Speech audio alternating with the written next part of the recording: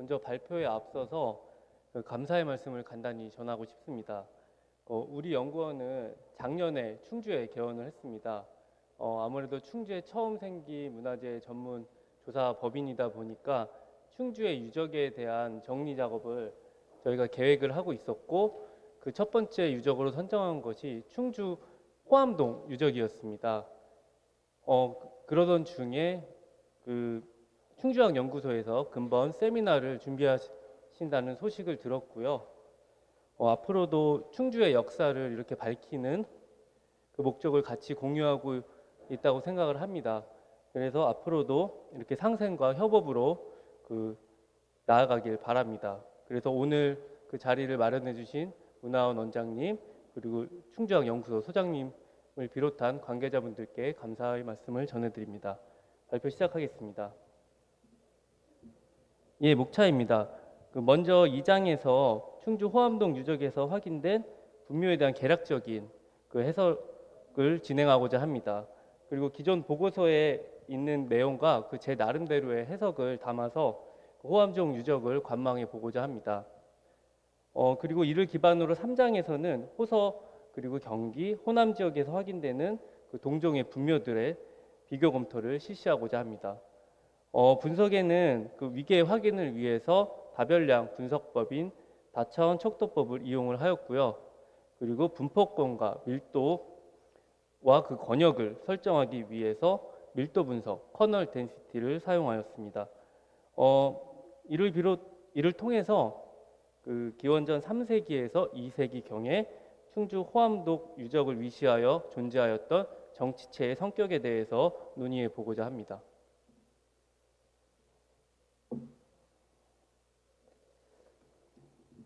충주 호암동에서 확인된 적성묘는 주변 유적에서 확인되지 않았던 분묘 축조 방식입니다. 그래서 출토율과 입지가 뛰어나서 발굴 조사 당시부터 상당히 주목을 많이 받아왔습니다. 그래서 하지만 이후에 호암동 적성묘와 주변 유적과의 관계를 확인하는 연구가 적었던 것도 사실입니다. 사실 당초에 발표를 준비할 때는 주변 지역을 중심으로 분석을 진행하려고 했는데요. 다들 아시다시피 주변 지역에서 적석을 가미한 형태이면서 출토 유물량까지 호암동 유적과 비슷한 위계의 분묘를 찾기가 어려웠습니다. 그래서 분석 범위를 한반도 서남한 지역인 경기, 호서, 호남으로 확대해서 석재 사용 분묘들을 검토해 보았습니다. 먼저 유적 개요입니다. 마지막까지 고민을 했던 부분인데요. 충주 호암동에서 확인된 적석묘는 조사 진행 과정에서 목관의 존재를 인정해서 적석 목관묘로 분류를 하고 있습니다. 관의 유무는 묘제의 변천 과정과 그리고 기술 발전과도 밀접한 연관이 있습니다. 그래서 먼저 밝히고 싶은 것은 본 발표자가 기원전 3세기에서 2세기경에 출현한다고 알려진 관의 존재 자체를 부정하는 것은 아닙니다. 하지만 토층이나 평면상에서 일부 확인되는 목재의 흔적으로 관의 유무를 파악을 하고 이를 묘제 이름에 직접 대입하는 것은 에 대해서는 다시 한번 재고의 여지가 있다고 생각이 들어서 화면에 제시한 대로 여러 연구자들이 규정한 분류 기준안들이 있습니다. 이 중에 충주 호암동 적성묘 성격에 가장 부합하는 명칭은 이경순이 제시한 토광 적성묘가 가장 적절한 명칭으로 보입니다. 충주 호암동 유적 토광 적성묘는 앞에 이종기 선생님이 말씀해 주신 대로 해발 107m 정도의 구릉 정상부에 위치를 하고 있습니다. 서쪽에는 달천이 북류를 하고 있고요. 그리고 주변에는 달천 주변에 형성된 충적 대지들이 넓게 분포를 하고 있습니다. 이 시기 분묘 중에 두양을 머리 방향을 동쪽으로 고정시켰다라는 관념에 대한 학계에서의 논의가 있었던 것으로 알고 있습니다. 그래서 호암동 적성묘의 경우도 장축 방향과 출토 유물의 착장 방향 등을 통해서 두양을 동양으로 판단하였습니다.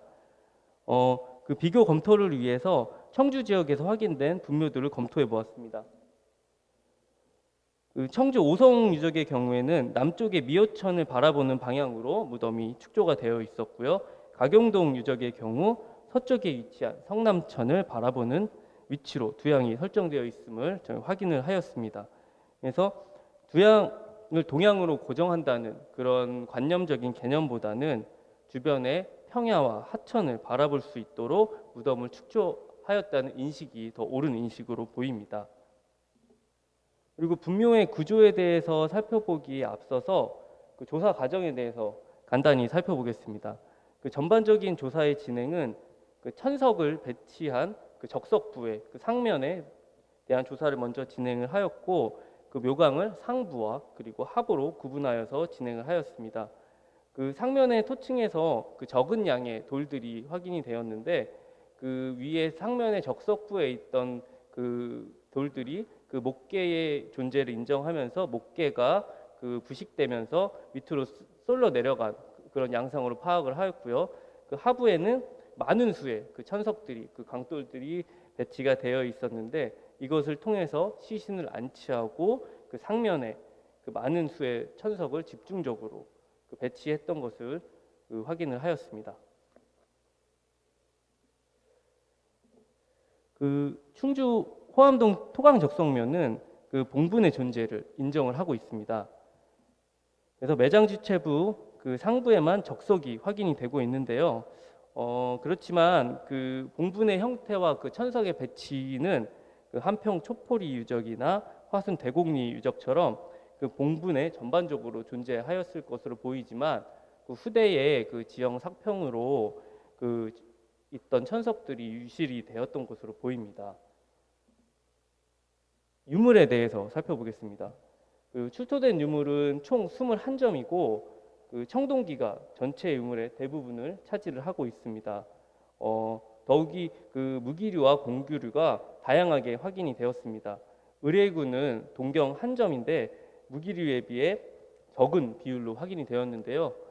이 부분이 피장자의 그 신분이나 직업을 가늠하게 해주는 단서라고 하겠습니다.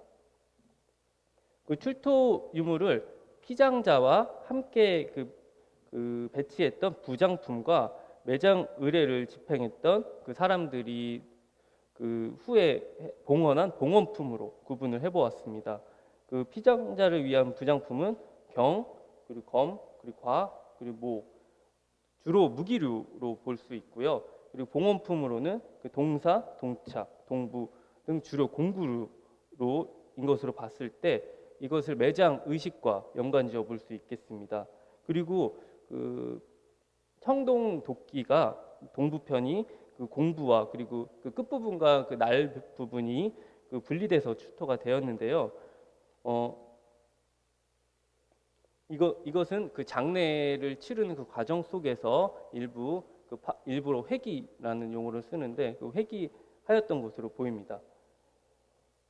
그리고 이와는 별개로 이 호암동 적성묘의 이런 매장 수준이 높은 그런 부분을 이 자체 기술력의 그런 발전으로 볼 것인지, 그 청동기 유물의 유통망을 확보를 한 것인지에 대해서는 그 추가적인 논의가 필요할 것으로 보입니다. 이것은 결국 그 기존에 있던 세력이 자체적으로 발전을 한 것인지, 아니면 이러한 그 우수한 청동기들을 외부에서 가지고 들어온 세력이 있었는지에 대한 논의로 이어질 것으로 보입니다. 그리고 충주 지역에서 확인된 그 동일 시기에 해당하는 분묘들을 간단히 먼저 보겠습니다. 그 금능동 유적과 동유적인 그 충주 호암동 유적에서 토광묘들이 확인이 되었습니다. 금능동 유적에서는 흑도 장경호가 확인이 되었고, 그 호암동 유적에서 확인된 다른 토광묘에서는 단경호, 그리고 동사, 동경 등이 확인이 되었습니다. 그런 입지나 출토 유물로 봤을 때 그 토광 적성묘에 비해서 위계나 입지에서 차이를 보이고 있습니다. 분석을 진행하기에 앞서서 먼저 분석 범위를 설정을 해보았습니다. 그래서 충주 주변 지역에 대한 속원형을 설정해서 분석을 좀 진행해보고자도 했었는데, 앞서 보신 바와 같이 이 토강 적성묘의 위계나 시기에 부합하는 그런 유적들이 주변에는 없었기 때문에 그거는 하지는 못했고요. 그리고 청주 지역의 경우에도 호암동 유적 정도의 위계를 가진 무덤은 청주 오송 유적 합작료가 유일합니다. 그리고 무덤 축조의 정선도 면에서 봤을 때도 청주 가경동 정도를 들 수 있습니다. 그래서 분석의 선명도를 높이기 위해서 분석 범위를 서남한 지역인 경기, 호서, 호남 지역으로 확대하였습니다. 그래서 또 시기를 또 한정 짓기 위해서 철기가 확인되지 않은 단독묘를 기준으로 하였고요. 석재를 사용한 분묘들을 기준으로 분석을 진행하였습니다. 그리고 분석 결과를 먼저 말씀드리기에 앞서서 근본 분석에서 사용한 방법론에 대해서 간단히 설명을 드리겠습니다. 이번 발표에서 사용한 분석법은 다별량 분석법인 다차원 척도법입니다. 다차원 척도법은 수많은 객체들의 그런 변수들을 여러 차원에 배치를 해서 우리가 눈으로 보는 그런 직관적 관찰에서 주는 오류를 보완할 수 있다는 장점이 있어서 다양한 연구에 활용이 되고 있습니다. 다차원 척도법의 아주 기본적인 원리는 개별 객체들을 구성하는 변수를 대입하고 이것을 거리화해서 여러 차원의 표현을 해보는 그런 방식입니다. 그래서 객체의 변수에 대한 비교는 다음과 같은 그런 행렬을 이용합니다. 그래서 이 거리들을 다양한 변수들이 있기 때문에 표준화를 해주는 작업이 필요한데요. 이러한 표준화는 주로 유클리드의 거리나 고어의 개수들을 이용해서 진행을 하고 있습니다. 본 분석에서는 고어의 개수를 이용하여서 분석을 진행하였습니다. 그래서 화면에 제시된 예시들이 조사자가 원하는 변수들을 대입해서 얻은 다차원 척도법의 결과들입니다. 위쪽에 제시한 자료는 신문사별 정치 지향성에 대한 변수를 대입해서 얻은 결과입니다. 그리고 아래쪽에 있는 데이터는 커피 브랜드 선호도에 대한 변수를 대입해서 얻은 결과들입니다. 각각의 객체들이 변수의 유사성에 따라서 가깝게 또는 멀게 표현이 되고 있는 것을 볼 수 있습니다. 그래서 이러한 다차원 척도법의 원리를 이용하면 고고학 연구에서도 충분히 유의미한 결과를 가지고 올 수 있다고 생각을 합니다. 그리고 특히 무덤 자료는 정형화되어 있고 보수성이 짙은 특성이 있어서 계층을 위계를 파악하기 위한 변수들을 잘만 배치하면 당시의 위계나 계층에 대한 분석과 접근이 가능하다고 생각됩니다. 다음은 밀도 분석입니다. 밀도 분석은 GIS 프로그램인 ArcGIS를 이용하여 진행을 하였습니다. 밀도 분석의 원리는 어떤 지점의 현상을 지도 전체에 걸쳐서 측정된 수량으로 재분해하는 과정을 말합니다. 따라서 밀도 분석을 통해 현상이 어디에 집중되는지 시각적으로 보여줄 수 있는 장점이 있습니다. 이와 관련해서 강동석은 밀도 분석이 점 데이터를 시각화하는 분석임을 강조를 하였습니다. 그리고 밀도 분석 상에서 고분군의 밀집 지역은 정치, 경제, 그리고 종교적으로 상호작용하는 지역 정치체의 권역으로 상정할 수 있다고 보았습니다.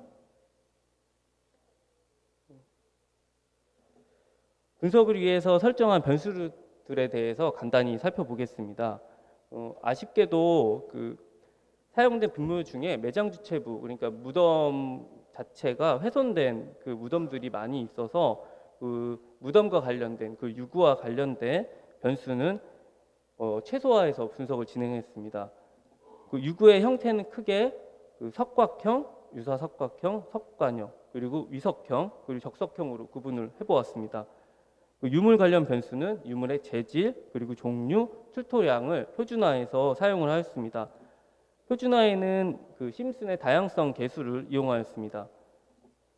제가 과거에 사용했던 변수에서 추가한 변수가 있습니다. 그 유물의 선호도라는 그 개념으로 접근을 해보았는데요.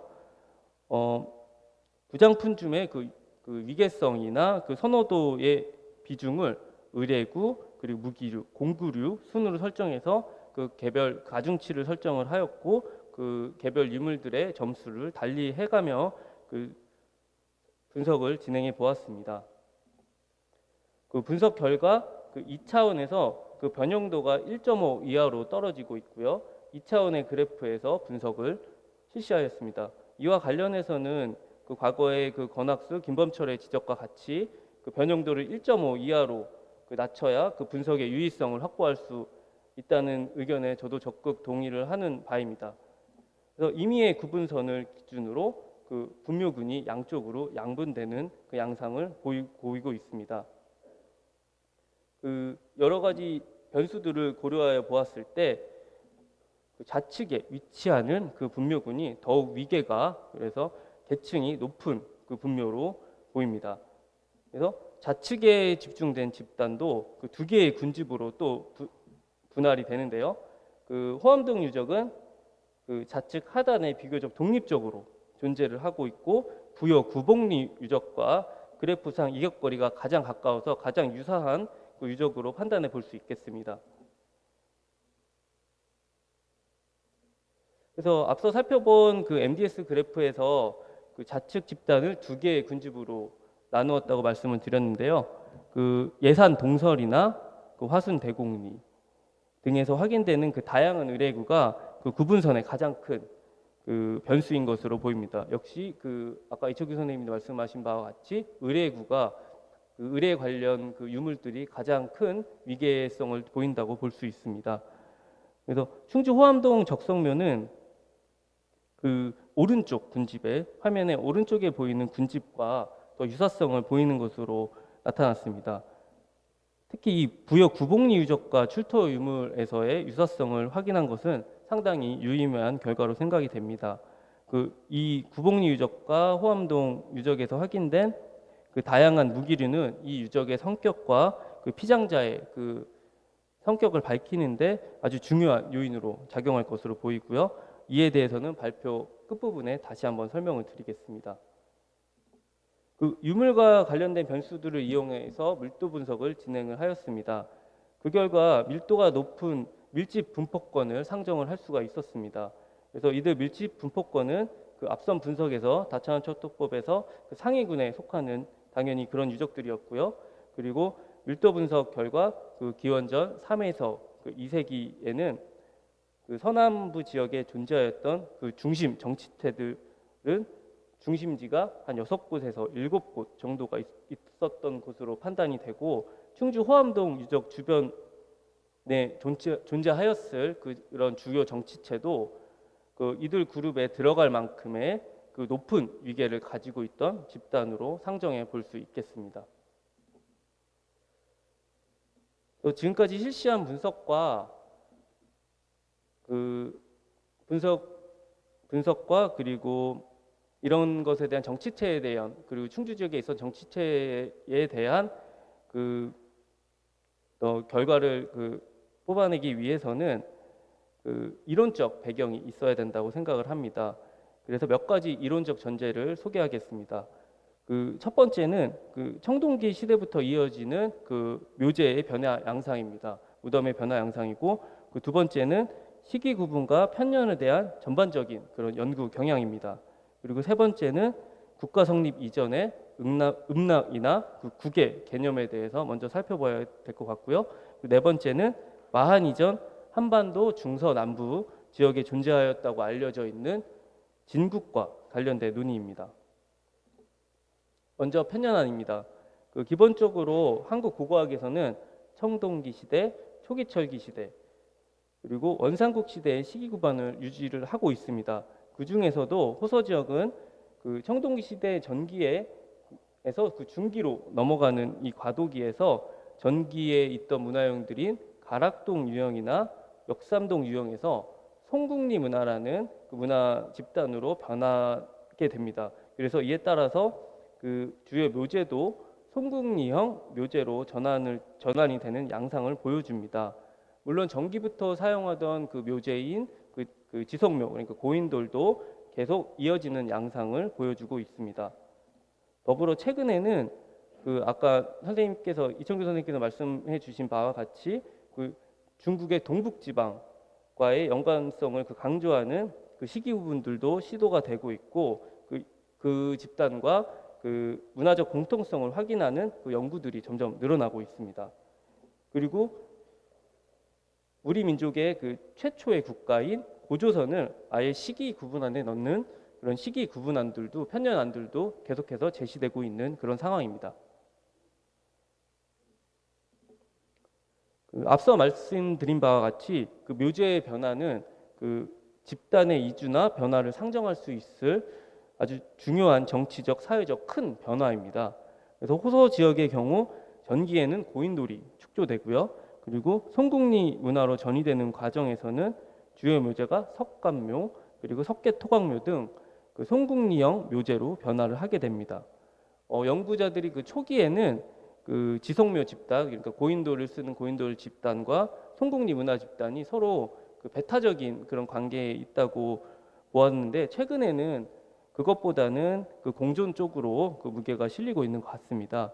그래서 이러한 변화가 보여주는 유적이 보령의 관창리 유적, 그리고 공주 산이리, 그리고 부여 나봉리 등에서 송국리 문화 단계의 그 고인돌들이 확인이 되면서 상호 그 영향관계에 대한 관심이 높아지고 있는 상황입니다.